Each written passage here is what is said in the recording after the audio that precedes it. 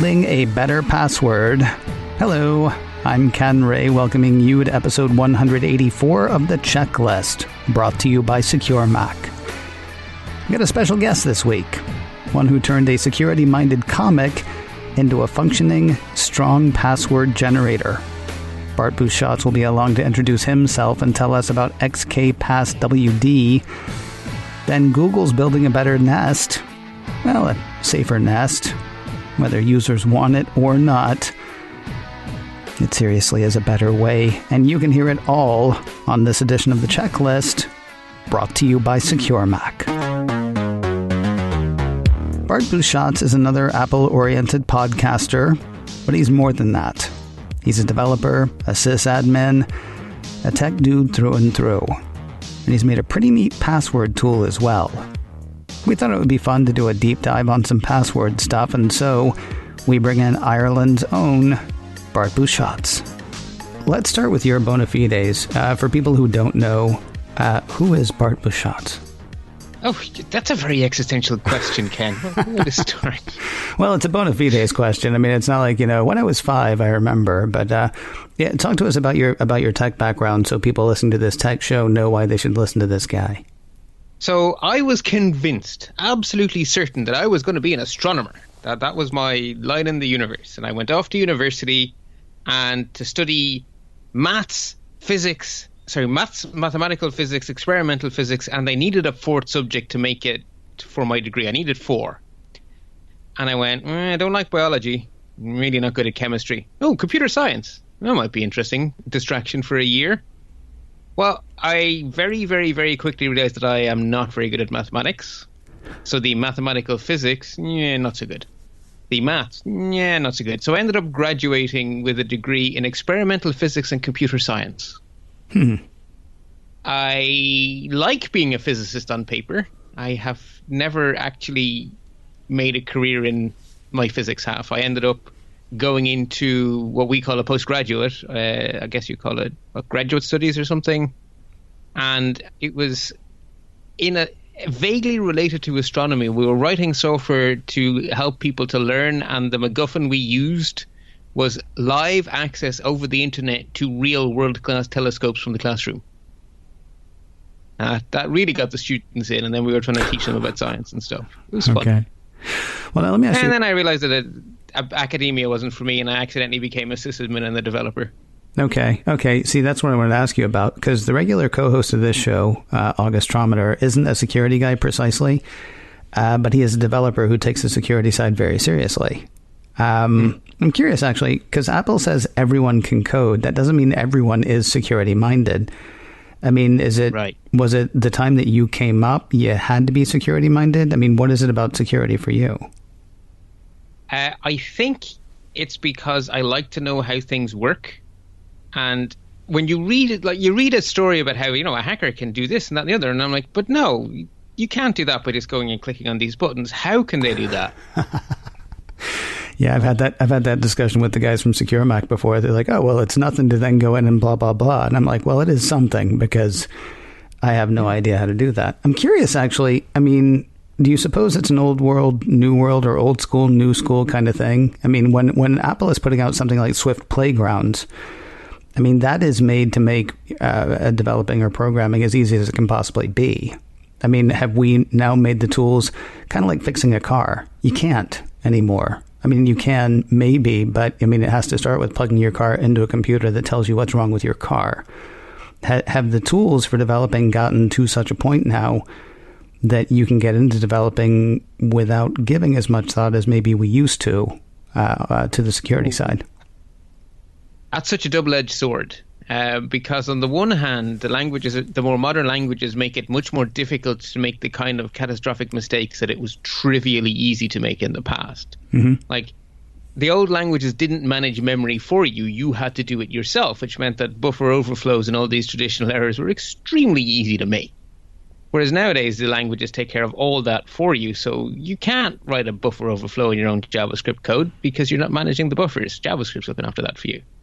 On the other hand, if you keep lowering the bar to entry and lowering the bar to entry, then it does kind of become easy to put something out without ever having thought actually the real problem, right? So it's really easy to write code that works when everyone does everything they should, it works. Mm-hmm. Security is from the exact opposite point of view. What happens when anyone does something they shouldn't? Does it still work? Right. Or does it just look like it works and it's actually doing something nefarious in the background too? Maybe. Exactly. So if you write code to the point where you can make it do what you want because you're putting in the sensible inputs and the sensible outputs are coming out and you call it a day, you have probably released the most insecure piece of junk on planet Earth. All right. I actually want to, I think I want to have you back sometime to talk about this a bit more, but that is not a direction. I kind of wanted to set up a couple of questions here. I mean, first of all, to get people, hip to you, but then also some stuff I was curious about. But now I think I'd like to have you probably back another time to talk more about that. Yeah, I'm game. Cool. Really, though, what I wanted to talk about today, people who've listened to the checklist for a while know that one of the things that we have hammered probably since the first month of this show is the need for strong best practices around passwords. So when your friend and mine, Allison Sheridan, told me about XK Password, I thought you'd be perfect for an episode of the checklist. Now, Allison has written up a great tutorial, but let's go back a tiny bit further than that. Can you explain the origin of, I assume it is said XK Password. I know there's no O or no R, but can you explain the origin of XK Password? Yeah, absolutely. So at the time I was thinking about these things, two things happened at the same time. So the infamous XKCD comic came out, the correct horse battery staple, where it basically did the math and proved that a password made up of words chosen at true random is more secure than a shorter password made of actually random glop that no human being has a chance of remembering. So the idea was the correct horse battery staple was actually more secure than ! 3241C : whatever, 8 characters of unpronounceable modem noise. Right. Why were we making passwords that were hard on humans and easy for computers to crack? And I was like, that's a pretty good way to put it. Maybe it should be easy on humans and hard on computers, and so make it long. And then Steve Gibson at the same time did his password haystacks thing where he was basically saying, look, defense in length, defense in length, defense in length. Pick a password and stick 10 full stops before and 10 full stops after, and you have made it so many more times more secure because no cracking tool is going to go through all those permutations. And to some extent, you don't have to run faster than the bear. You just have to, if there's a password breach and they're trying to reverse all the passwords, if yours is one of those ones that is in the 5% left over at the end, probably stay left over at the end. And being a programmer, I thought, well, I have an itch.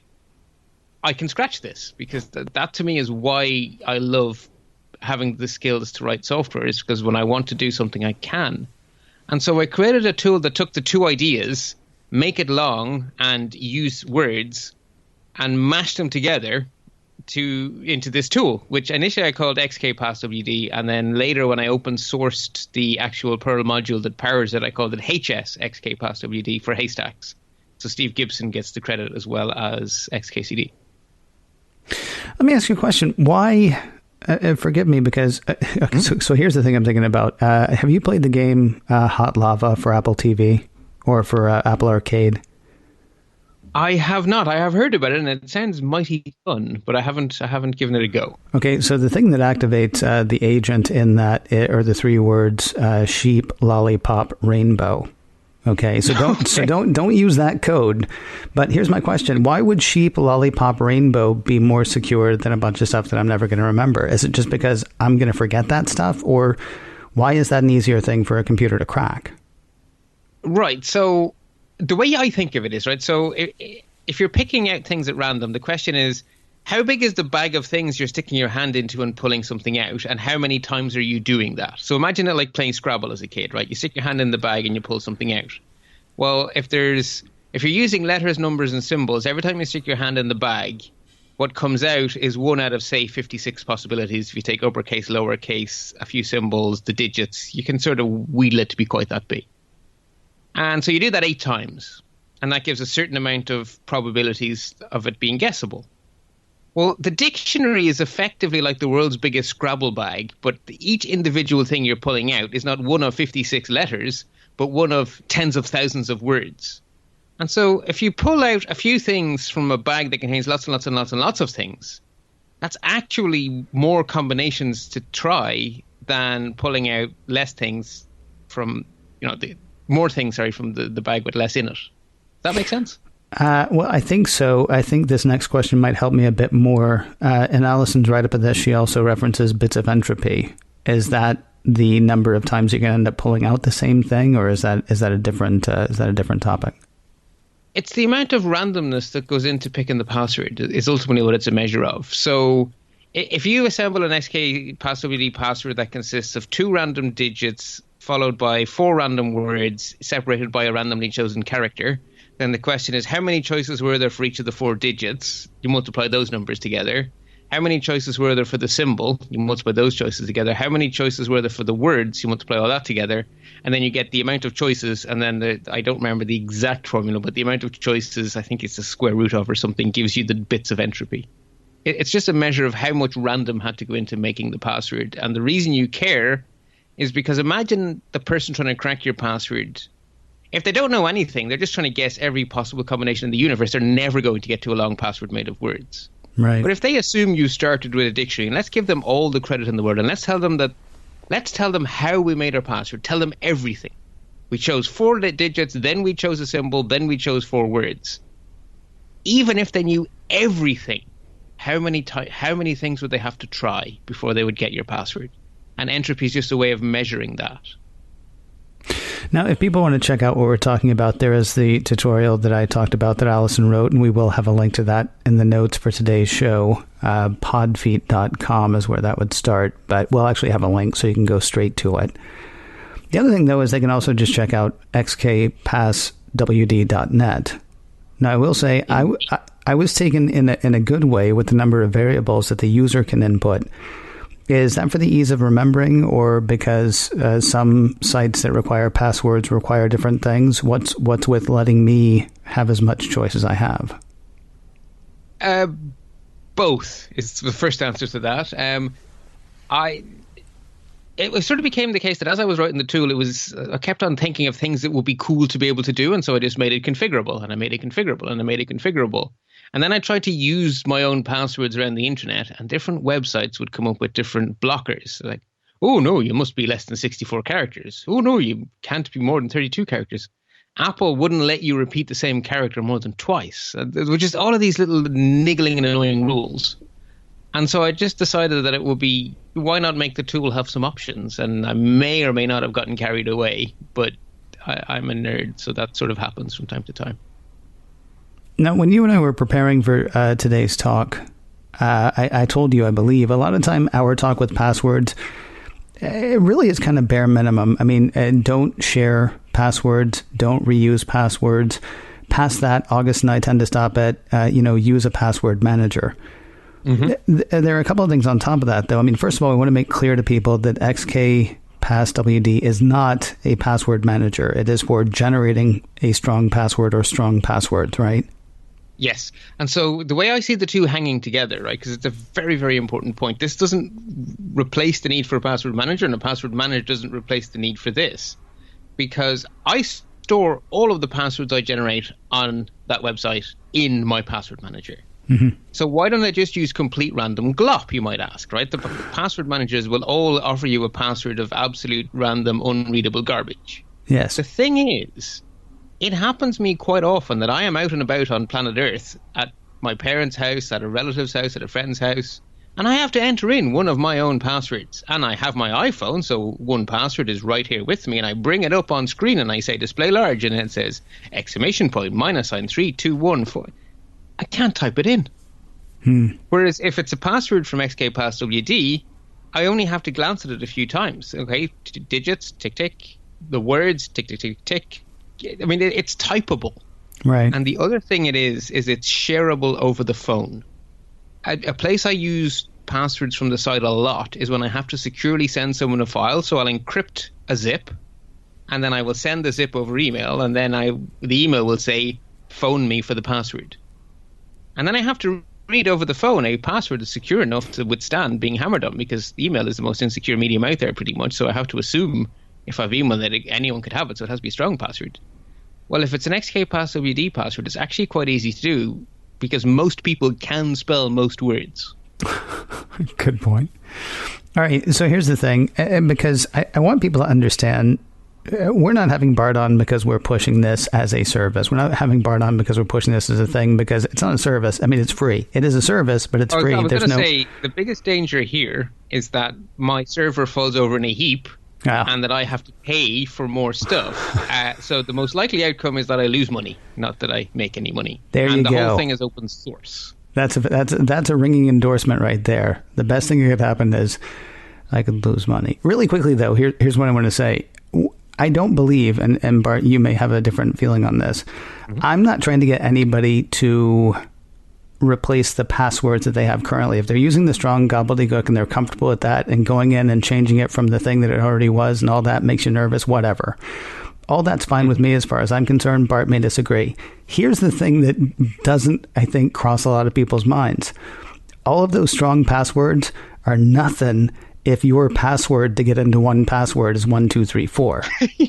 You need a strong password for that as well. And so if you've been using, your cat and the year of your first kiss as your password, or if you're using 4321, if you still need one more secure password, one more strong password, you could do worse than checking this out. I mean, is that to me is one of the biggest things. I mean, the two things I wanted to do today was, first of all, let people know about it because it was interesting, and then also do the deep dive into password stuff. But I don't know. I think I may have just over talked it, but please reinforce or argue down whatever I just said. No, I couldn't agree more. Like, your 1Password, I sort of keep harping on it. I mean, 1Password is a product I happen to have fallen in love with, but LastPass is just, they're all good. Yeah. No, they're not all good. Well, all of the reputable ones are good. Right. Be careful with the scammy ones. Got to be careful of your words. Let me ask you a question really quick. Go ahead and finish your thought on that, because I do have one other question for you. Okay. So it's really, really, really, really, really important, because you're basically putting all of your eggs in one basket. So make sure the basket has strong arms. Like, make sure it's a good basket. And what Alison likes to do is, so you can go onto XKPassWD and there's a drop down for how many passwords it generates at once, and you can set that to 10 and then click go a few times. And whatever one makes you laugh, because it's truly random, which means they can be the most off-the-wall, insane garbage that comes out because it's truly random. Whatever one makes you laugh, that's the basis of your password for your password manager. Because it's going to be something that you're going to remember. Exactly. Really quickly, so Apple in Safari for the Mac, and Safari for iOS as well, or iPad OS, or whichever one you want to say, or however you want to call it, has gotten pretty decent at password management. Yeah, ever better. Well, so would you have to live completely in that ecosystem for that to be the best password manager for you, though, don't you? Or am I mistaken? That's the problem. That's it in a nutshell. If you live entirely in the Apple world, I would say that if you're the kind of person who spends their entire life on their iPhone, their iPad, and their Mac, and you browse the web more than anything else, then I don't see why you need more than iCloud Keychain. But when you start to get into the place where you're also having passwords for databases that you manage, and passwords for servers you manage, and software license keys, and credit card numbers, and bank details, and then a password manager really comes into its own, because you have a secure encrypted wallet for all of those things. So because I'm a sysadmin by trade, what's actually way, way, way more in my 1Password vault than plain old passwords is private keys to match public keys that are out there for things, SSH keys, all those kind of things, the private keys for server certificates. All that stuff goes into a password manager too, as do things like your bank details and stuff, so that you have those with you securely and safely everywhere you go. And with a secure note, the sky is kind of the limit. So while it doesn't technically need the encryption, I have secure notes which contain things like my chart number in all the local hospitals I have a relationship with, the medicines I'm allergic to, all those kind of things are in my 1Password too, because it's just always with me. So there is value in a password manager beyond just web passwords. But if you live in a web world and you live in a purely Apple world, I don't see any reason from a security point of view not to just use the feature Apple puts right in front of you and makes it's almost easier to use it than not if you're purely in the Apple world. Mm-hmm. Especially because then it just ties in so well with Face ID or Touch ID, depending on which device you're using and things like that. Yeah, exactly. I got to say, this is exactly what I was hoping for. I mean, first of all, I think the tool is really neat. It's neat to hear how you came up with it and how you worked on it and the stuff that you thought about as far as how people are able to use it. But it also just sort of, kicked off a few thoughts about passwords as well. So Bart Busschots, two things really quickly. If people want to check out XKPassWD, then they go to xkpasswd.net. Correct. And then the other question is if people want to find you. The easiest way to find me is bartb.ie, which very conveniently means you don't have to spell my surname. Okay, bartb.ie. Believe it or not, Ken, that was an achievement. People don't realize this, but the IE domain name is one of those top-level domains that's managed, and they had rules that said human beings could only have their initials. And I fought them and won, which is why bartbusschots.ie existed and now bartb.ie exists. So anyway, my little fun piece of trivia. I had to work really hard for that domain. That's very well and well done, although I was going to bartbusschots.ie, so... You will get redirected.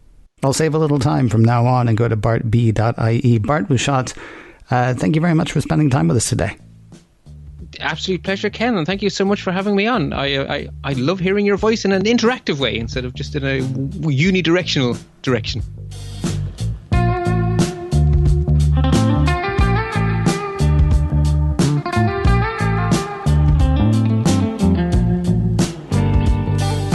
Making a safer Nest Revisited. We'll talk about the smart home's added security in a moment, but first a word about MacScan 3 from Secure Mac. Macs aren't what they used to be. People who years ago thought they weren't real computers or were just overpriced toys, those same people use Macs every day now, trusting them with important work and a lot of personal information. As the Mac has grown, so has its status as a target. That's because bad guys want to steal the information stored on those Macs. Guard against that with MacScan 3. MacScan 3 is a great defense against malicious software attacks aimed at your Mac. It's developed by Secure Mac, trusted names in computer security and developers of exceptional security software for over 20 years. MacScan 3 detects and removes Mac malware, catches keyloggers, removes tracking cookies, and provides full-range or targeted scanning, all without crowding up your hard drive or slowing down your computer. Sign up for a free 30-day trial today at securemac.com/MacScan. Then, when you decide to buy it for less. You can take a little off your subscription to MacScan 3 with offer code CHECKLIST.